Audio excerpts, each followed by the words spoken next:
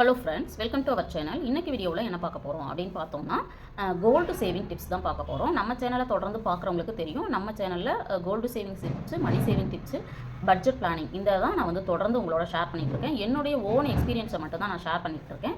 எதெல்லாம் நம்மளால் பண்ண முடியுமோ அதை மட்டும் தான் உங்களோட ஷேர் பண்ணிகிட்ருக்கேன். இந்த வீடியோவும் உங்களுக்கு யூஸ்ஃபுல்லாக இருக்கும். அதனால் வீடியோவை ஸ்கிப் பண்ணாமல் முழுமையாக பாருங்கள். அதுவும் இல்லாமல் நம்ம சேனலை பார்த்து சப்போர்ட் பண்ணிகிட்ருக்கிற உங்களை அத்தனை பேருக்கும் என்னுடைய மனமார்ந்த நன்றிகளை தெரிவிச்சுக்கிறேன். வாங்க வீடியோக்குள்ளே போவோம். இன்றைக்கி பார்த்தீங்கன்னா 10 வருஷத்தில் ஒரு 50 பவுன் சேமிக்கிறதுக்கு நான் எப்படி வந்து சேமித்தேன் அப்படிங்கிறது தான் என்னோட ஓன் எக்ஸ்பீரியன்ஸை நான் ஷேர் பண்ணிக்கலான்னு இருக்கேன். இப்போ வந்து என்னுடைய கோல் எப்படி இருந்துச்சுன்னு பார்த்தீங்கன்னா, 10 வருஷத்தில் நான் 50 பவுன் சேமிக்கிறோம். அப்போ ஒரு வருஷம் நம்ம எவ்வளோ சேமிக்கணும்? 5 பவுன் சேமிக்கிறோம். ஒரு வருஷத்தில் 5 பவுன் இப்போ இருக்கிற காலகட்டத்தில் சேமிக்க முடியுமா அப்படின்னா, கண்டிப்பாக அது வந்து பெரிய கேள்விக்குறி தான். ஆனால் நம்ம முயற்சி பண்ணலாம். இப்போ 5 பவுன் சேமிக்கணும் அப்படின்னு நினச்சா தான் நம்ம ஒரு 2லேருந்து 3 பவுனாவது சேமிக்கணும். அதனால் டார்கெட் அப்படிங்கிறத நீங்கள் வந்து ஹையாக வச்சுக்கோங்க. நம்ம சேமிக்கிறது பண்ணுறது வந்து கம்மியாக இருந்தாலுமே டார்கெட் அப்படிங்கும்போது கண்டிப்பாக அதிகமாக வச்சுக்கோங்க. அப்போ ஒரு மாதம் நான் வந்து எவ்வளோ சேர்க்கணும்? 4 கிராம் சேமிக்கணும். கிட்டத்தட்ட நான் 1/2 பவுன் சேமிக்கணும் அப்படின்னு பிளான் வச்சு நான் வந்து சேமித்தேன். ஆனால் இப்போதைக்கு பார்த்தீங்க அப்படின்னா இந்த டார்கெட்டில் கொஞ்சம் பின்வாங்கியிருக்கேன். அதாவது கம்மி பண்ணியிருக்கேன். பட் வந்து என்னுடைய டார்கெட் இன்னமும் போயிட்டே தான் இருக்குது. நான் என்னென்னலாம் பண்ணினேன் அப்படிங்கிற என்னுடைய ஓன் எக்ஸ்பீரியன்ஸை ஷேர் பண்ணிக்கிறேன். இப்போ வந்து நான் ஃபஸ்ட்டு ஸ்டார்ட் பண்ணும்பொழுது பார்த்தீங்க அப்படின்னா, எனக்கு வந்து 2 விஷயங்கள் தோணுச்சு. ஒன்று வந்து எங்கள் வீட்டில் பெண் குழந்தை இருக்காங்க, அவங்களுக்கான சேமிப்பாகவும், உடனே வந்து நிறைய பேர் சொல்லுவீங்க பெண் குழந்தைனா தங்கம் தான் சேமிக்கணுமா அப்படின்னு. 2வது பார்த்தீங்க அப்படின்னா, இன்வெஸ்ட்மெண்ட் பர்பஸ்க்காகவும் நான் சேமிக்க ஆரம்பித்தேன். ஏன்னா ஃப்யூச்சரில் அந்த குழந்தைங்களோட படிப்பு செலவுக்கு அது வந்து ஒரு நல்ல ஒரு இன்வெஸ்ட்மெண்ட்டாக இருக்கும் அப்படிங்கிறதுக்காகவும் 2 பர்பஸ்க்காக தான் நான் சேமிக்க ஆரம்பித்தேன். 50 பவுன் அப்படிங்கிறத நான் வந்து டார்கெட்டை வந்து அச்சீவ் பண்ணிட்டேன். மேக்ஸிமம் வந்து பண்ணிட்டேன். இன்னும் கொஞ்சம் இருக்குது. அதை பண்ணுறதுக்கு நான் முயற்சி பண்ணிகிட்ருக்கிறேன்.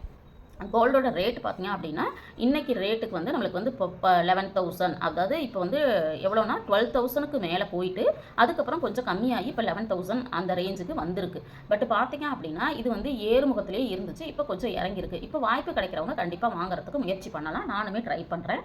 ஏதாவது வாங்கினேன் அப்படின்னா கண்டிப்பாக எப்படி வாங்கினேன் என்னங்கிறத உங்களோட ஷேர் பண்ணிக்கிறேன். இந்த சேவிங் டிப்ஸை என்னெல்லாம் ஃபாலோ பண்ணேன்னு பார்த்தீங்கன்னா, ஃபஸ்ட்டு நான் செஞ்ச விஷயம் வந்து மணி சேவிங் சேலஞ்ச். அதாவது மாதம் ஏதாவது ஒரு மணி சேவிங் சேலஞ்ச் பண்ணுவேன். எப்படின்னா 5 ரூபா சேர்க்கறது, 10 ரூபா, 20 ரூபா, 50 ரூபா, 100 ரூபா, இது ஏதாவது ஒரு மணி சேவிங் சேலஞ்ச் வந்து பண்ணுவேன். அந்த மணி சேவிங் சேலஞ்சில் கண்டிப்பாக ஒரு 2000 ரூபாயிலிருந்து 2000 ரூபா, 2500 ரூபா வரைக்கும் சேமிப்பேன். இந்த சேமிப்பை நான் அப்படியே என்ன பண்ணுவேன்? கோல்டாக நம்ம வந்து மாற்றிடுவேன். இதுதான் ஃபஸ்ட்டு நான் வந்து சேமிப்புக்கு எடுத்த ஃபஸ்ட்டு ஸ்டெப். அடுத்தது வந்து பார்த்தீங்கன்னா, எங்கள் வீட்டில் இப்போ வந்து 16 இயர்ஸ் ஆகுது மேரேஜ் முடிஞ்சு. நான் ஒவ்வொரு வருஷமும் பார்த்தீங்க அப்படின்னா கண்டிப்பாக ஒரு நகை சீட்டு எங்கள் வீட்டில் போயிட்டே இருக்கும். அந்த நகை சீட்டு மூலமாக சின்னதாக நகைகள் வந்து நான் வாங்கிட்டே தான் இருக்கிறேன். இது வரைக்கும் வாங்கிட்டு இருக்கேன். இப்போவும் நான் வாங்கிட்டு தான் இருக்கிறேன்.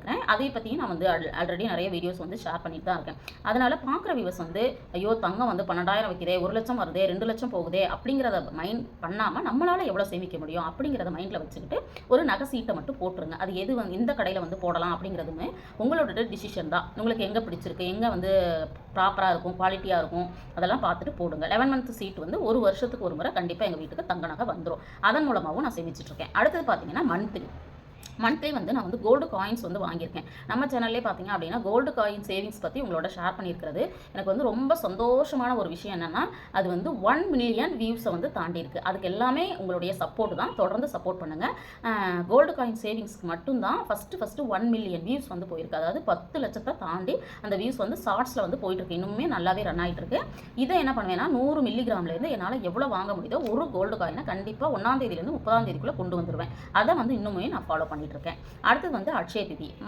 வருஷம் நம்ம அட்சய திதிக்கு கண்டிப்பாக வீட்டுக்கு தங்கம் மாறணும் அப்படின்னு பிளான் பண்ணி டிசைட் பண்ணி அதற்கான சேமிப்பும் எனக்கு வந்து போயிட்டே இருக்கும். இது வந்து தங்கம் சேரும் அப்படின்னு நம்மளுடைய நம்பிக்கை இருக்குது. எனக்கும் அதில் நம்பிக்கை இருக்கிறதுனால நான் தொடர்ந்து அதை பண்ணிட்டு இருக்கேன். நீங்களுமே பண்ணுங்கள். கண்டிப்பாக தங்கம் வந்து கொஞ்சம் கூடுதலாகவே சேருது. அடுத்தது பார்த்தீங்க அப்படின்னா எங்கள் வீட்டில் குழந்தைங்களோட பர்த்டே, எங்களோட பர்த்டே, அப்புறம் வெட்டிங் டே. இந்த வெட்டிங் டே, பர்த்டே இது எல்லாத்துக்குமே வந்து கிஃப்ட் வந்து கோல்டாக தான் இருக்கும். இப்போ ரீசெண்டாக பார்த்தீங்க அப்படின்னா என்னுடைய பொண்ணோட பர்த்டேக்கு நான் வந்து கோல்டு வந்து கிஃப்ட் பண்ணேன். என்ன கிஃப்ட் பண்ணேன் அப்படிங்கிறத நான் அடுத்த வீடியோவில் அல்லது டைம் இருந்தால் நான் ஷார்ட்ஸ்லேயே கொடுக்குறதுக்கு நான் ட்ரை பண்ணுறேன். அதே மாதிரி என்னுடைய வெட்டிங் டேக்கு பார்த்தீங்கன்னா ஒன்று நான் வந்து வீட்டுக்காரருக்கு கிஃப்ட் பண்ணுவேன், இல்லைனா அவங்க வந்து எனக்கு கோல்டு கிஃப்ட் பண்ணுவாங்க. இப்படி தான் வந்து போயிட்டுருக்கு. இந்த கோல்டுங்கிறது கண்டிப்பாக எங்கள் வீட்டுக்கு வந்து சேர்ந்துடும். அடுத்தது பார்த்தீங்கன்னா எக்ஸ்ட்ரா இன்கம் அல்லது போனஸ், சேலரி வந்து இன்க்ரீஸ் ஆகுது. இந்த மாதிரி ஏதாவது நம்மளுக்கு வந்து கூடுதலாக எனக்கு பணம் கிடைக்குது அப்படின்னா, இப்போ வந்து நான் உண்மையாக சொல்லணும் அப்படின்னா யூடியூப்ல இருந்து ஒரு இன்கம் வருது அப்படின்னா அதை அப்படியே நான் என்ன பண்ணுறேன் அப்படின்னா கோல்டாக சேவ் பண்ணிடுறேன். பண்ணிடுறேன். ஆனால் யூடியூப்ல இருந்து அவ்வளோ பணமாக வருது அப்படின்னு நீங்கள் கேட்டிங்கன்னா கண்டிப்பாக இல்லைங்க.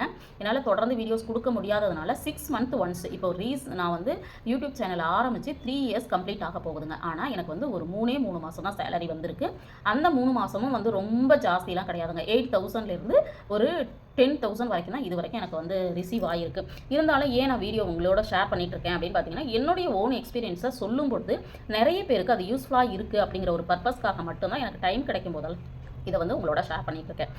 அதனால் கண்டிப்பாக இந்த மாதிரியே நீங்கள் பிளான் பண்ணிக்கோங்க. எக்ஸ்ட்ரா ஏதாவது ஒரு இன்கம் வருது, உங்களுக்கு வந்து சேலரி இன்க்ரீஸ் ஆகுது, போனஸ் ஏதாவது கிடைக்குதுன்னா கண்டிப்பாக அதை வந்து கோல்டில் கொஞ்சமாக, அதுக்காக எல்லாத்தையும் நான் போடணும்னு சொல்லலை, ஒரு 5-10% கோல்டு வாங்குற மாதிரி பிளான் பண்ணிக்கலாம். அடுத்தது வந்து ஃபெஸ்டிவல் சேவிங். இந்த ஃபெஸ்டிவல் சேவிங் அப்படிங்கிறது பார்த்தீங்கன்னா, இப்போ புது வருஷம் வருது, தீபாவளி வருது, பொங்கல் வருது, கிறிஸ்மஸ் வருது, இந்த மாதிரி விசேஷங்கள் வரும்போது இப்போ தீபாவளிக்கெல்லாம் பார்த்தீங்க அப்படின்னா ஆடி 18 எங்கள் வீட்டில் பார்த்தீங்கன்னா ஆடி பெருக்கு அன்னைக்கு தங்கம் வாங்கினா பெருக்கும் அப்படிங்கிறதுனால அன்னைக்கு கொஞ்சம் தங்கம் வாங்குவோம். அதே மாதிரி தீபாவளிக்கு, பொங்கல், நியூ இயர் எப்போ ஆப்ஷன் கிடைக்குதோ அந்த ஃபெஸ்டிவல் சேவிங்கும் தொடர்ந்து நான் வந்து பண்ணிகிட்ருக்கேன். அதுக்கப்புறம் பார்த்தீங்கன்னா உண்டியல் சேவிங். என்னங்க உண்டியலில் சேவ் பண்ணி என்னைக்குங்க நீங்கள் தங்க வாங்க போகிறீங்க அப்படின்னு நீங்கள் சொல்கிறது எனக்கு கேட்குது. இருந்தாலும் உண்டியல் அப்படிங்கிற சேவிங், சில்லறை சேமிப்பு அப்படிங்கிறதுல நீங்கள் வந்து 500 ரூபாயிலேருந்து ஒரு மாதத்தில் ஒரு 1000 ரூபாய் சேமிக்கிறோம் அப்படின்னா நான் வந்து உண்டியலில் அப்பப்போ சில்லறை காசெல்லாம் போட்டு நான் சேமிப்பேன். அந்த சேமிப்பில் கிடைக்கிற அமௌண்ட்டை வச்சு என்ன பண்ணிவிடுவேன்னா, அதை வந்து 100 மில்லிகிராம்லேருந்து நமக்கு கிடைக்குது. இன்னைய ரேட்டுக்கு 100 மில்லிகிராம் வாங்கணும்னா 1200 ரூபாய் நம்மளுக்கு தேவைப்படும். கண்டிப்பாக அந்த அமௌண்ட்டை, அந்த சில்லறை காசை வச்சு நான் வந்து அந்த கோல்டு காயினை மாற்றிட்டு தான் இருக்கேன். அதுவும் வந்து சேவ் பண்ணிகிட்டு இருக்கிறேன். அடுத்தது பார்த்திங்கன்னா, இந்த டிப்பை வந்து சில சமயங்களில் மட்டும் நான் ஃபாலோ பண்ணுவேன். என்னென்னா கோல்டு லோன், நகையை வச்சுட்டு அதுக்கு வந்து புது நகை வாங்குறது. இதை வந்து இப்போ நான் ரீசெண்டாக வந்து பண்ணதில் எனக்கு வந்து நல்லாவே லாபம் கிடச்சிருக்கு. அதாவது கோல்டு ரேட் வந்து இப்போ ஹை ஆகிடுச்சு இல்லைங்களா ஒரு 3 மந்த்தில். அதுக்கு முன்னாடி நான் வந்து கொஞ்சம் சுதாரித்து என்ன பண்ணேன் அப்படின்னா, கொஞ்சம் வந்து கோல்டை வந்து பிளட்ஜ் பண்ணி நான் வந்து அடகு வச்சு அதில் கிடச்ச அமௌண்ட்டை வாங்கி அது வந்து கோல்டு வந்து வாங்கியிருக்கிறேன். அது எவ்வளோ வாங்கினேன், எவ்வளோக்கு வாங்கினேன், அதில் எவ்வளோ லாபம் கிடச்சிது அப்படிங்கிறதெல்லாம் நீங்கள் தெரிஞ்சுக்கணும் அப்படின்னு நினச்சிங்கன்னா கமெண்ட் பண்ணுங்கள். கண்டிப்பாக அடுத்த வீடியோட உங்களோட நான் ஷேர் பண்ணிக்கிறதுக்கு ட்ரை பண்ணுறேன். கண்டிப்பாக எனக்கு வந்து ஒரு நல்ல லாபம் அதில் கிடச்சிருக்கு.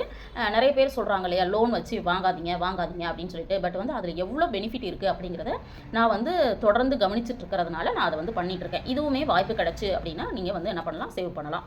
அடுத்தது வந்து பேப்பர் கோல்டு. இது வந்து இப்போதைக்கு இல்லை. பட் வந்து நான் வந்து 1 டைம் மட்டும் நான் SGP சாவரின் கோல்டு பாண்டு அப்படின்னு சொல்லிட்டு வாங்கினேன் இல்லைங்களா. இதில் வந்து எனக்கு வந்து என்ன கிடச்சிது, இதில் வந்து இப்போ வந்து பார்த்திங்கன்னா எனக்கு 1 இயர் ஆகிடுச்சு. இதுலேயும் நிறைய பெனிஃபிட்ஸ் இருந்துச்சு. அது வந்து பார்த்திங்கன்னா நான் தொடர்ந்து நம்மளுக்கு வந்து கிடச்சிட்ருக்கு. ஏன்னா இது வந்து இப்போ இல்லை. ஆனால் இப்போ நம்மளுக்கு என்ன கிடச்சிருக்கு அப்படின்னா, இந்த டிஜிகோல்டு ஆப்ஷன் கிடச்சிருக்கு. இப்போ எல்லா இடத்துலையுமே நம்மளுக்கு என்ன ஆயிருக்கு, டிஜிகோல்டு வந்துருச்சு. டிஜிகோல்டு வந்து பார்த்திங்கன்னா போத்தீஸில் இருக்குது, தங்கமயிலில் இருக்குது, ஒவ்வொரு கடையிலையுமே இந்த டிஜிகோல்டு ஆப்ஷன் கொண்டு வந்திருக்கிறாங்க. இதுவுமே வந்து கொஞ்சம் பெனிஃபிட்டான ஒரு விஷயம் தான்.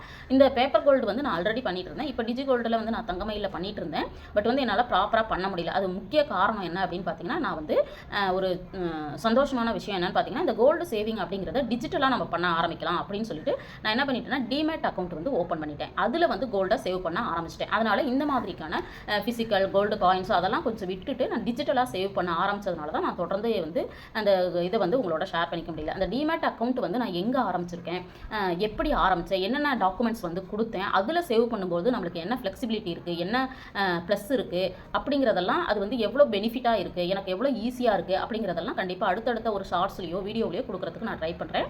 இந்த மாதிரியான டிப்ஸை வந்து ஃபாலோ பண்ணி என்னால் பார்த்தீங்கன்னா 50 பவுனுக்கு மேலே சேமிக்கிறதுக்கான வாய்ப்புகள் கிடச்சிருக்கு.